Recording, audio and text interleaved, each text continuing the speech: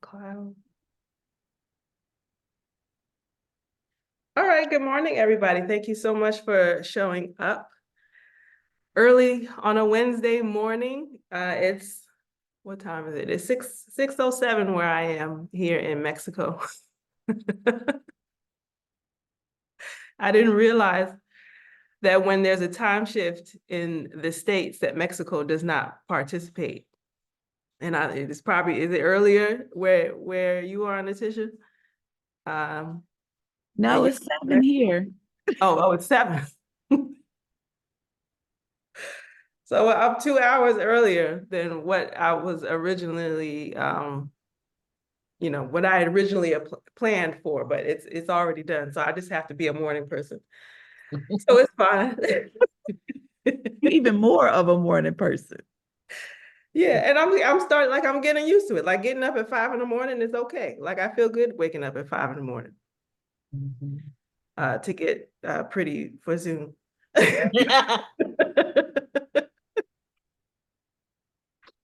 So welcome everybody. I want to make sure that we get started on time so that we can also leave on time because I know folks have things to do and you all have to go to work. So this is our Wednesday AM meditative writing circle. My name is Halana Black. I'm a meditative writing coach, and what I do is I like to be able to use meditation and writing to be able to support people to create calm, peace, and also to be more creative, to live lives that are more creative than what they have. This particular circle is we exist to be able to help people to do one of three things. You can start the day with building a creative writing habit early in the morning, just to be able to have a formal atmosphere for you to be able to write in the morning. You can also explore what meditation is and also what it is not. So if you were interested in starting a meditation habit and you wanted some support around that, you can use this circle to do so. And also, I like to say, I like to use the circle to be able to help people to create a life worth writing about.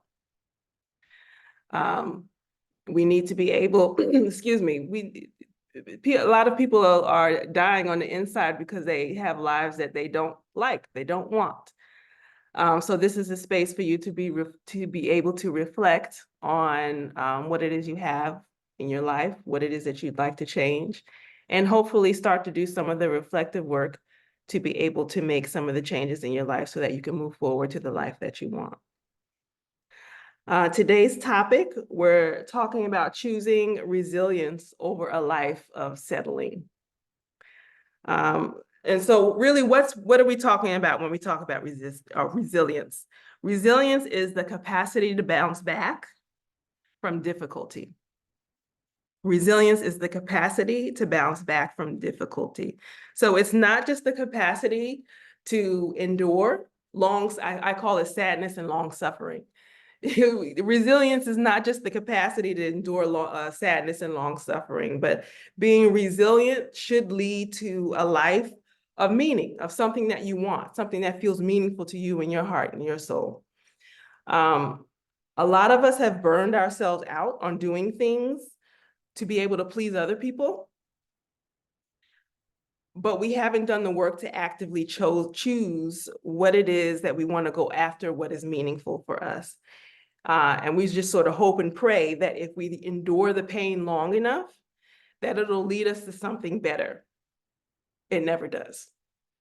Enduring things that you don't like, what you don't want to do, it never leads to what it is that you want.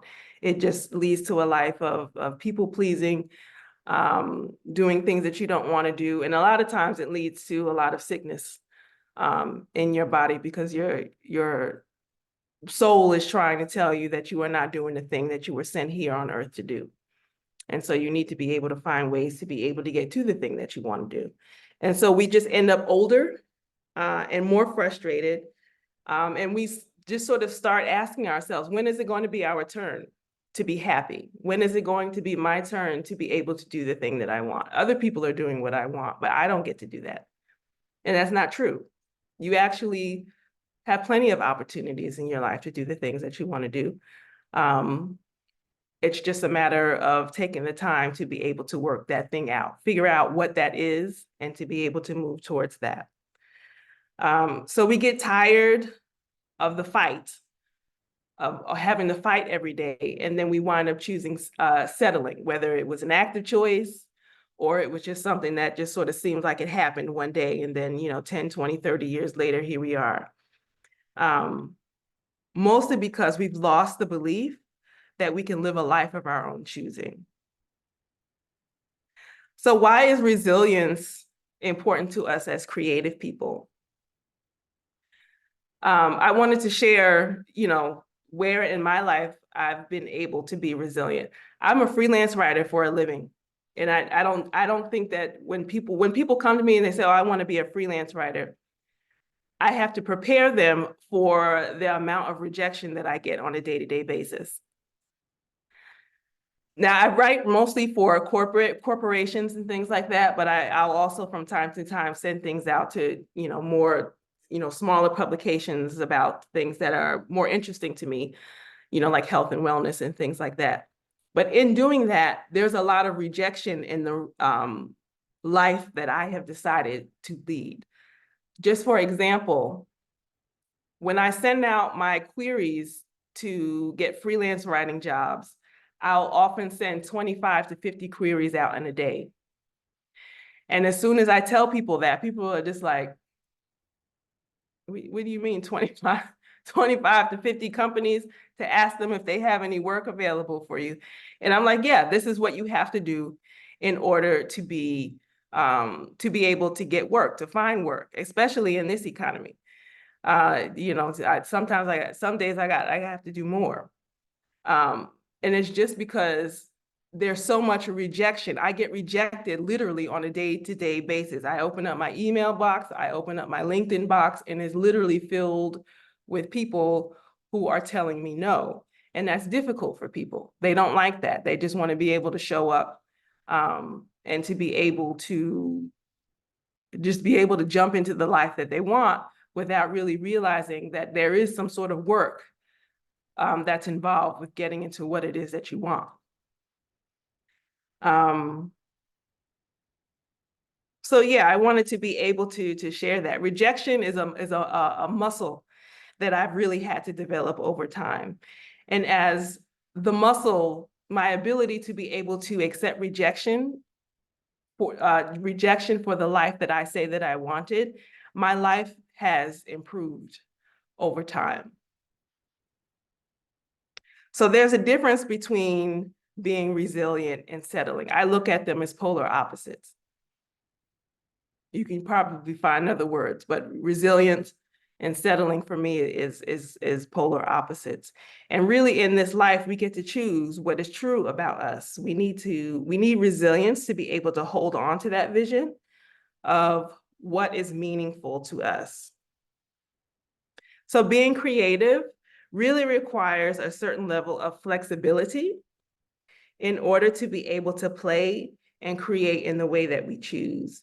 And living a life as a creative is meaningful, at least for me, and I would presume for a lot of you as well, if you're on the call. And that's whether you want to be a writer professionally, or if you like to write as a person who wants to be able to just journal, for yourself.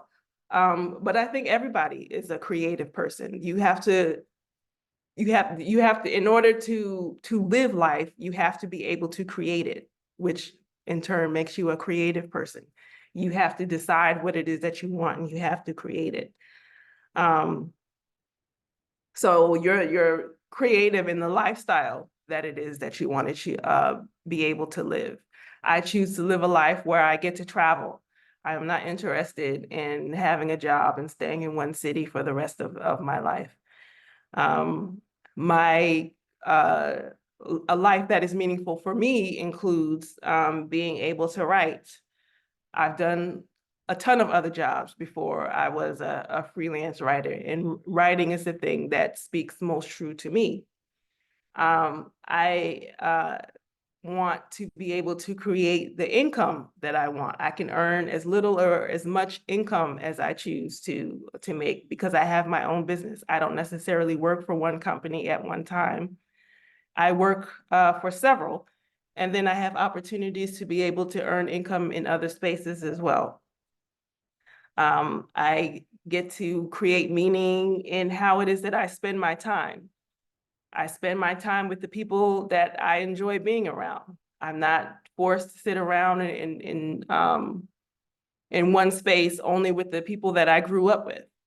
I have friends who quite literally live all over the world. Many of you are on here now because we are friends, and we have met someplace in an international space, or even on the internet. We just haven't met yet. So my point here is that we really need to stop looking for the ideal circumstances to be able to take a risk on ourselves and to be able to live the life that we want. Because the truth is, if we honestly think about it, in the course of an entire, in the history, excuse me, in the history of planet Earth, there's really has never been an ideal time where everything for everybody on the planet was going well. There's never really been a time of peace completely anywhere for anybody, whether they were, global relations, or even if they were just personal things that were going on with people. However, that fact has never stopped people from living lives full of love and of meaning. And it's nice to be able to look at the lives of creative people and artists, to be able to look at that fact. At any point in history, people have always been creative, no matter what is going on in the world. And the reason for this is because humans are naturally resilient. We want to be resilient. And it's through our programming, through the course of our lifetime, that we learn how to get rid of the things that we want and to settle for things that we don't want. So that was my little spiel on being resilient. I don't know if you all have anything to say or to add, or questions, or something to ponder. Feel free to share it if you would like to. Well, I'd like to share that this is really, this topic is really pertinent to me, as well as someone I was talking with yesterday, who, and I talk with women who are kind of, who are stuck and not sure how to move forward with whatever they would like to do, and they rather actually just settle, because they out of fear, guilt, or whatever. And it's really hard for me to hear, because um I have always been a person who's tried to move forward. And the time when I was kind of stuck, I was fighting to try to figure it out, and find a way to get out of that place. So I like the words that you're using: resilience and versus settlement or settling. Yeah. Yeah. Yeah. Yeah, it's an issue that everybody, I think, has to face, no matter who you are, how old you are, or how young you are. It really doesn't matter. We all have to learn how to be resilient and to be able to use it to improve our lives, as opposed to just deciding, we just give up here and we'll just wait it out, quite literally, until somebody tells us that we're allowed to be successful. And that time never comes. Nobody's ever going to tap you on the shoulder and say, hey, good job. It'll never be for the job that you want. It'll always be to serve the needs of other people. Anyone else care to say anything? Yes. Yes. That is such a valuable take, and you know, it speaks to the need to just be in tune with yourself and with your desires, and have the courage and get rid of the fear. Mhm. It comes up, but get rid of the fear that may hold you back. And, you know, I tell even 90-year-olds, dust off the dream, you know, and it's a whole thing about living one's dream to the fullest. So I really appreciate that. And resilience, that's a very important way of being. Thank you. Thank you for sharing it. And I love that you said dust off the dream, no matter what age you are.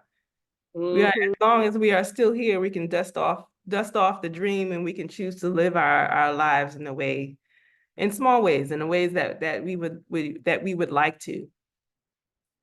And so usually we do a meditation, but today it's not really a meditation, as it is a self-awareness exercise.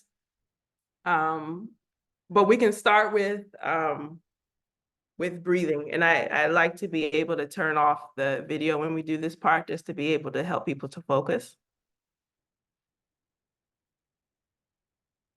So wherever you're sitting, you can just sort of sit up comfortably where you are. And we're just going to take a moment to be able to take in 3 settling breaths. What we're going to do is make sure that our shoulders are relaxed. Our neck is relaxed. You can put your hands on your knees if that's comfortable for you, and you can face them palms down, or you can put them palms up if you like. And if you can, put the bottom of your feet flat on the floor. This helps to position us to be able to focus while still being in a relaxed position at the same time. You don't need your back to be too straight. You just want it to sort of be in a comfortable space where it doesn't feel painful for you. And so when we breathe, that helps us to settle into the space that we are and bring our awareness to the present moment. So no matter where we are or where our mind was in a place of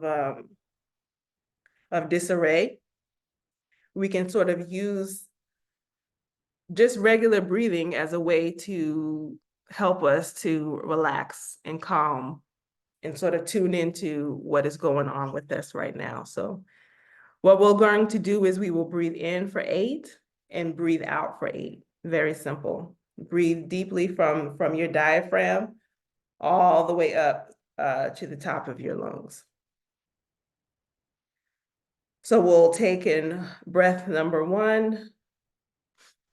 1, 2, 3, 4, 5, 6, 7, 8. And let it out. 2, 3, 4, 5, 6, 7, 8. Breathe in. 2, 3, 4, 5, 6, 7, 8. And breathe out. 2, 3, 4, 5, 6, 7, 8. Last one, breathe in. 2, 3, 4, 5, 6, 7, 8. Breathe out. 2, 3, 4, 5, 6, 7, 8.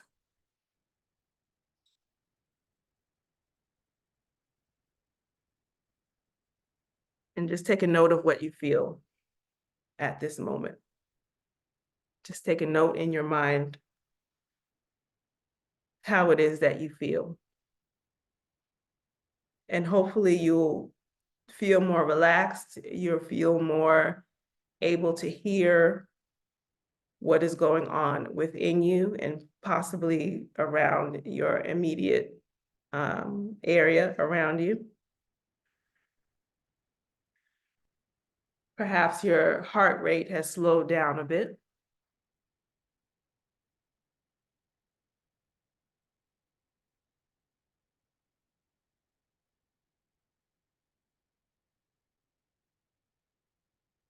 And while we're in this sort of state of awareness, I'm going to interrupt it for a bit. And I want you to think of the last time you were stressed by something relatively small.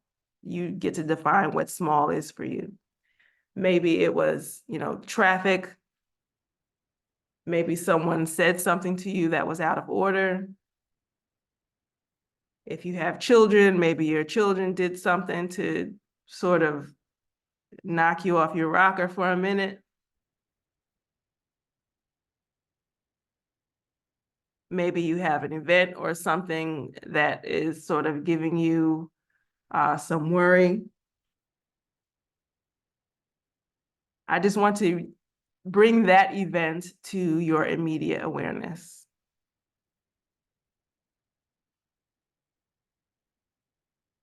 And as you have that event in your mind, I want you to notice how your body reacted to that particular thought.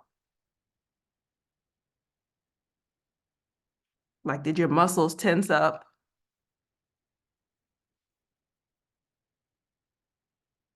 And I want you to pay attention to where in your body are you holding the stress of that particular event.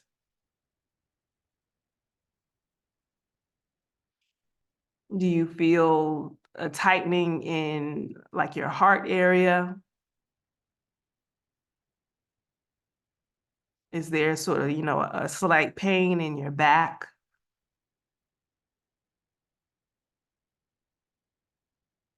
Sometimes stressful events for me, when I think about them, they will cause like a muscle cramp in my back.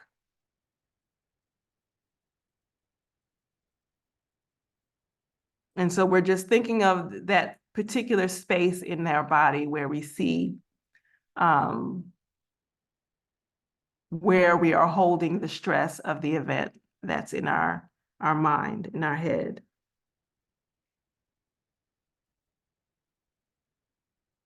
And just sort of sit with it for a few seconds. Just notice that it's there. We're not judging it. We're not telling it to go away at the moment. We're just noticing what happens to our body when there are outer stressful events that happen in our lives and how our body responds.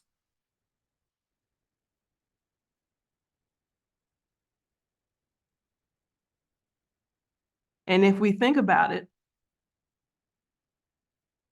our bodies can be filled with a lot of these stressful events that go unnoticed on a day-to-day basis. All of those tiny, seemingly unimportant, stressful events that happen, our body has a reaction to those things. And if we don't do anything about it, that stress just sort of stays there unnoticed, unrecognized. And that stress starts to build in the body.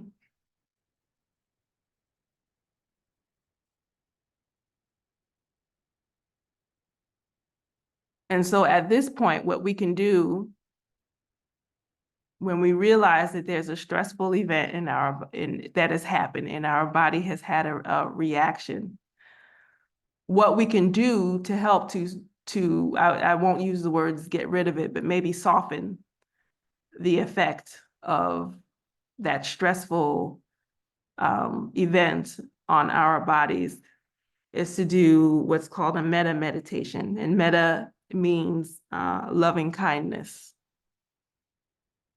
That means we recognize that there was a stressful event and our body has has had a reaction to that particular event.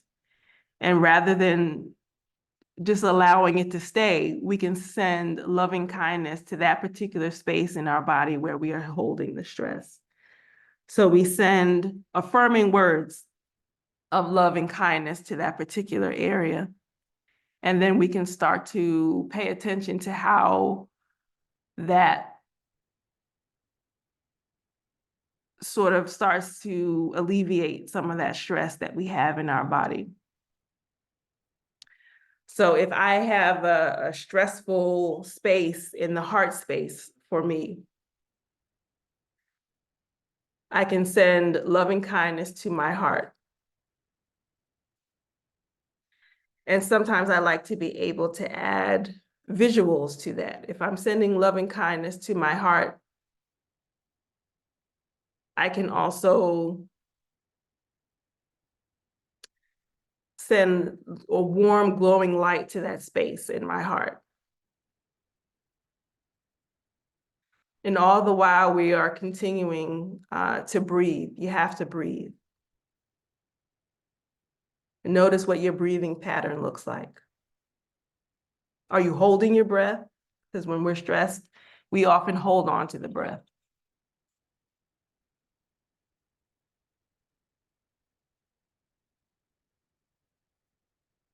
And just send warm, loving, kind words to that space in your body.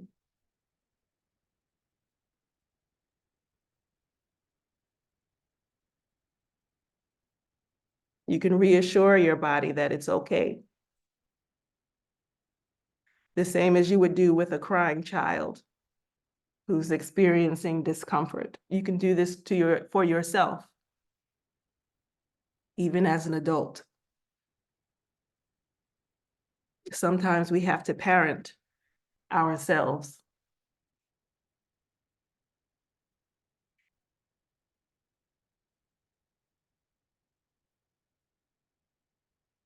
And notice how your body reacts to that bit of loving kindness, that bit of compassion that we send to ourselves.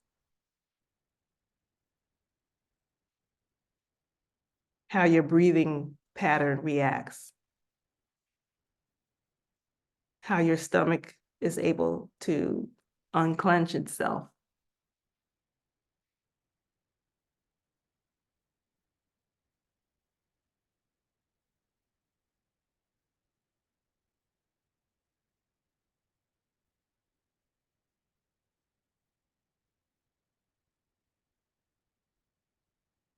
And when you're ready, if you like to, you can come back on video.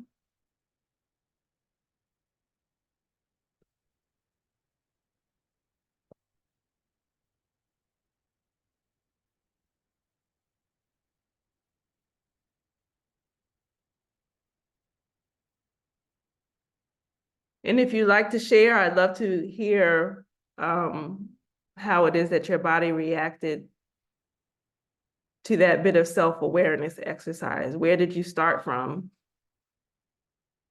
versus where you ended up towards the end of the meditation in our self-awareness exercise?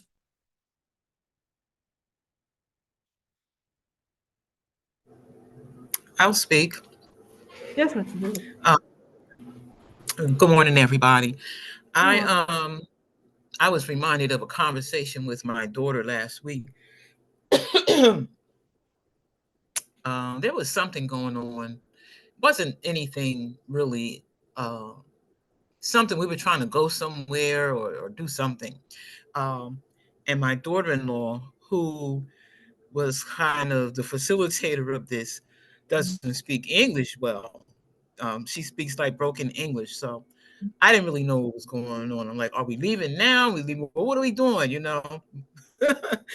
And my daughter said to me, "Stop trying to control everything. We're going. Just chill out, kind of. So I've been dealing with lower back pain issues for a very long time, and what came up for me during the meditation was, I wonder how much of that type of behavior has contributed to the pain I may be, that I'm feeling, that I feel and, deal with. And so it just reminded me to pay attention to how I react to in different situations and to send loving kindness to where that pain is in my body. Mm-hmm.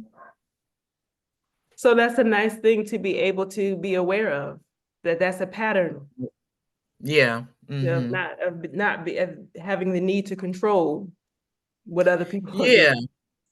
And then when she first said that to me, I immediately jumped into defense mode. Like, if I wasn't doing all that, who you think was taking care of you all these years and blah, blah, blah, blah, blah, you know?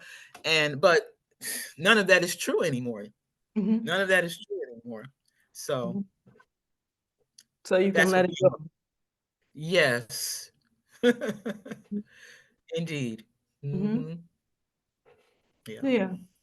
And so now that you have the realization that this is a pattern that you've shown throughout your whole life, there's probably years of pent-up energy in that area in your back.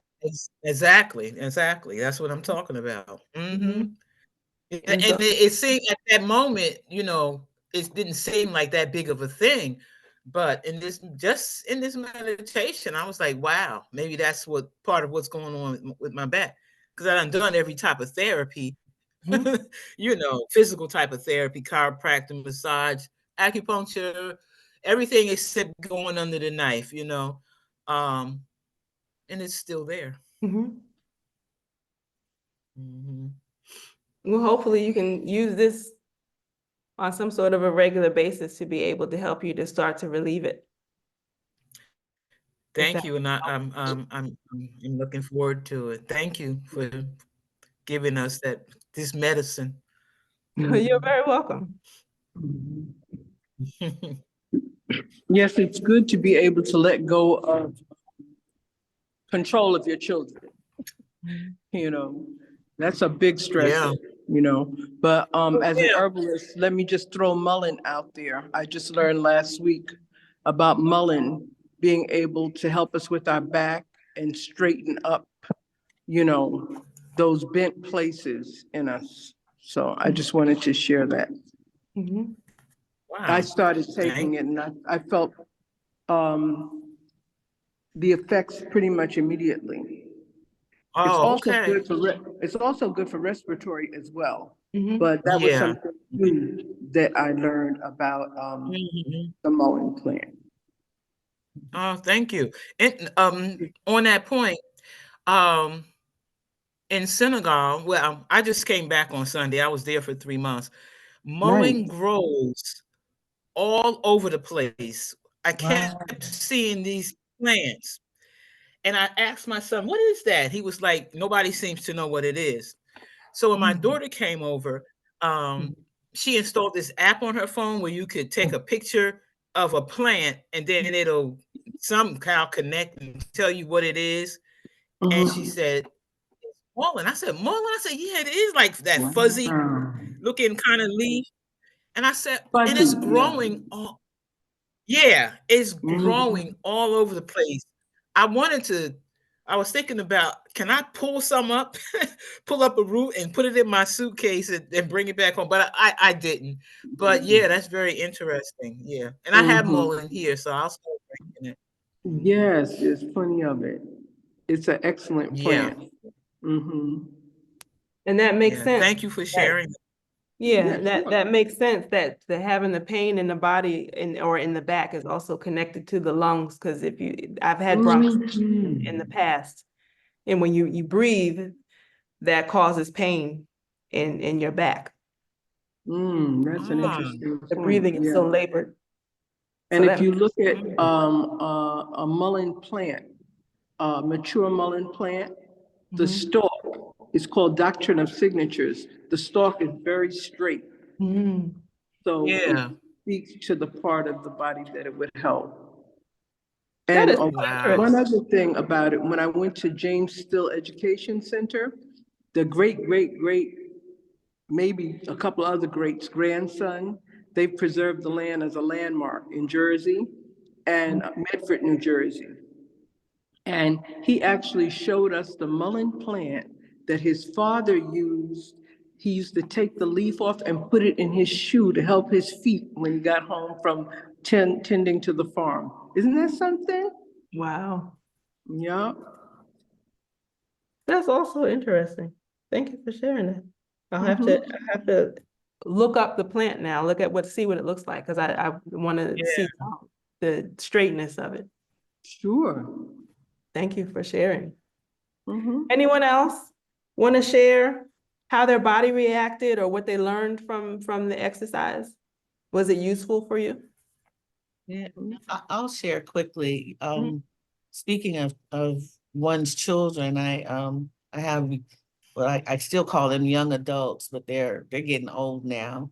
But they expect, well, in particular, my son expects to receive assistance, not necessarily financial, but a lot of moral support in what he does. He has to be, I guess, confirmed, you know. And so, but last week he called and told me he had a dog. He and his girlfriend got a dog. I said, that's great. That's great. They decided to do it. And he says, but you know, I have to go somewhere and I need someone to go and walk the dog. You can meet the dog and take him out for me if you wouldn't mind. You would save me $15 a walk if you could help me take the dog out and I can get to my creative endeavors because she's not home yet and he needs to go out and I really want to get to my other thing. So you want to meet him? His name is Walter. And at that time, I said, couldn't believe what I was hearing.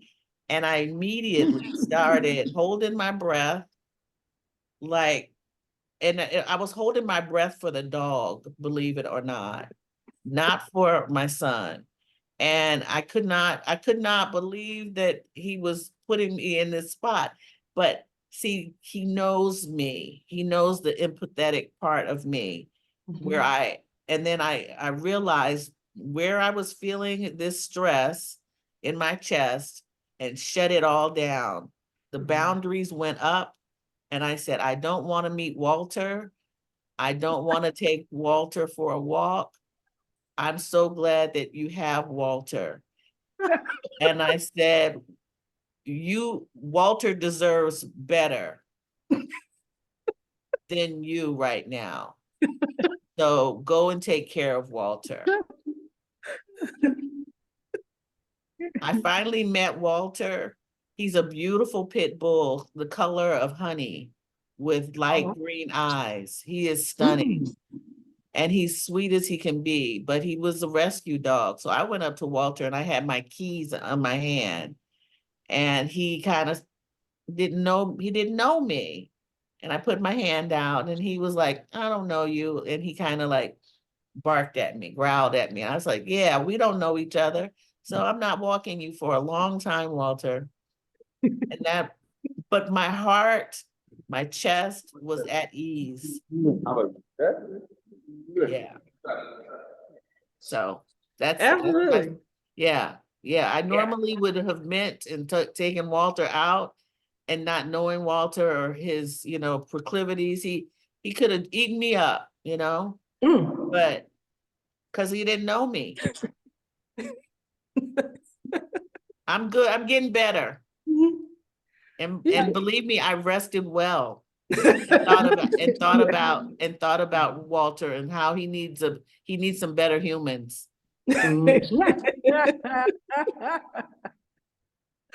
So good for you. You put up your boundaries. You didn't, try to take your son, solve your son's problem. You leave him alone to go figure out whatever mess he decided to get himself into. Right. It's not your problem. You have other things to do.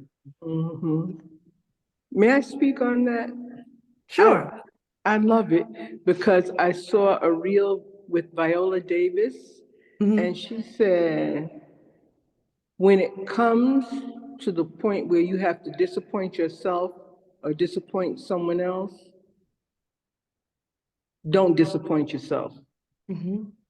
Choose you. So I applaud you.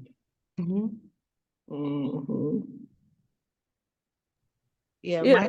my heart has taken on so much. It's not the heart itself, but it is the chest that kind of caves in, and I think it affects the heart. I don't know this to be true, but this whole area, the décolleté is so sensitive, and I Mhm. feel the pain sometimes when I get stressed, and Mhm. I just wasn't having it. I was right in the middle of work. And I decided, how dare you, first of all, but secondly, I was like, I don't want to feel that I don't want to feel that. And I noticed it immediately. It's going there. And I said, I don't want to be there. I don't want to feel that pain. And I did it. I Mhm. stopped it. Mhm. And can I throw out another herb? Mhm. Hawthorn for the heart. Hawthorn. Oh, Uh, mm-hmm. Yeah. Hawthorn berries and leaf. mhm. Thank you. And That's, also Halona, Halana, right? I go by both. It depends. Oh, My mother called me both. oh, okay. You love rainbow food, Mhm. like colorful plates. Yeah. Any red uh, plant material, Mhm. red, speak to the heart and circulation, the blood. Mhm. So things like beets, Yes, yes. purple cabbage, Hmm. strawberries, any other berries, dark berries. All of those are very important. So this exercise is really, I did the exercise because I feel like it was important to help us to learn how to be resilient. Just because we're learning to be able to choose resilience, to be able to do the thing that we know that we want to do, doesn't mean that the activity doesn't particularly stress us. And so we need to be able to notice where the stress is actually happening in our bodies. We have to be self-aware of how it is that these outside events are hitting our bodies. Otherwise, we just wind up being sick, and we choose the settling because we're tired. We're exhausted. We forget why it is that we're choosing to do the thing that we want to do, and we just sort of give in to life because we're too unwell to be able to, I hate to use the word push through it, but to be able to persevere over the things that we want. So let's see, it's 6:50. We have time to do one journaling question, and then I'll give you the other two for you to take on your own. So the first one, let's see. We'll do what is making life meaningful for me right now in this season of life? What is making life meaningful for me right now in this season of life?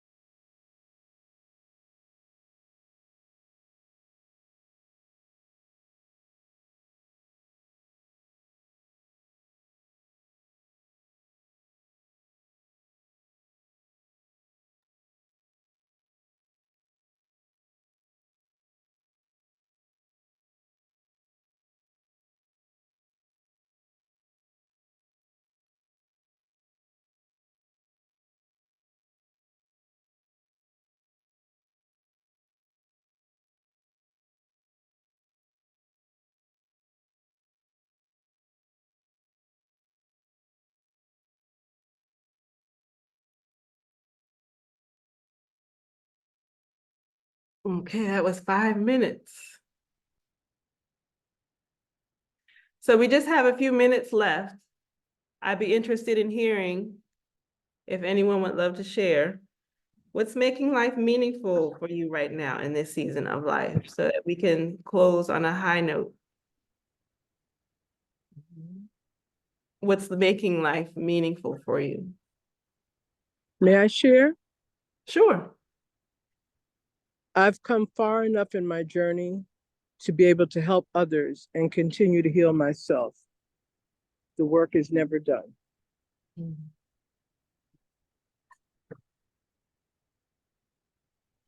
Beautiful.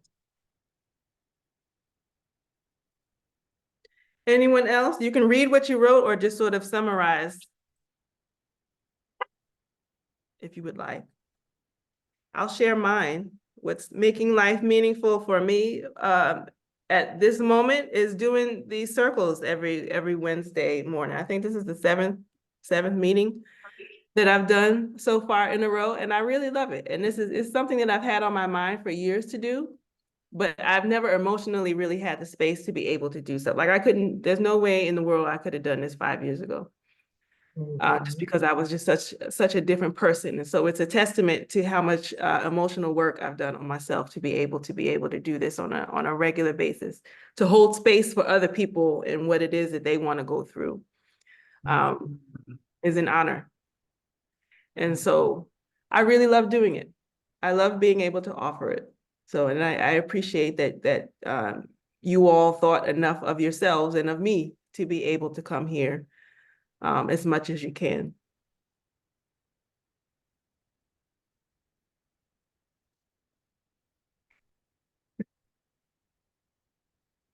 Anyone else want to share what's making life meaningful for you right now in this season of life? I'll share briefly. What's making life meaningful for me is gaining clarity through meditation. It's really helping me a lot. Yeah, I love meditation. Meditation is probably one of the most helpful tools that I've ever learned. And it's so simple. Yes. It's so simple, but the benefits of it are just absolutely huge, which is Yeah. why I love to be able to share it with people.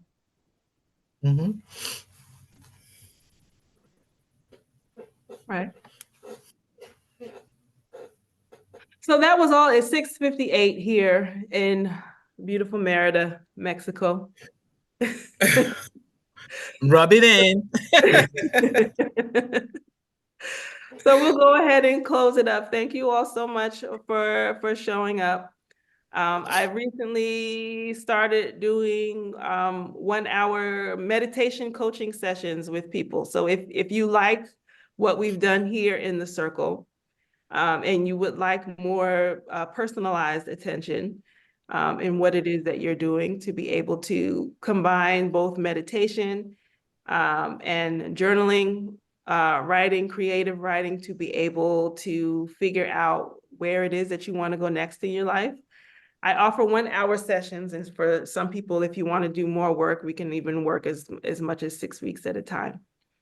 And so you'll get all of that information in your emails.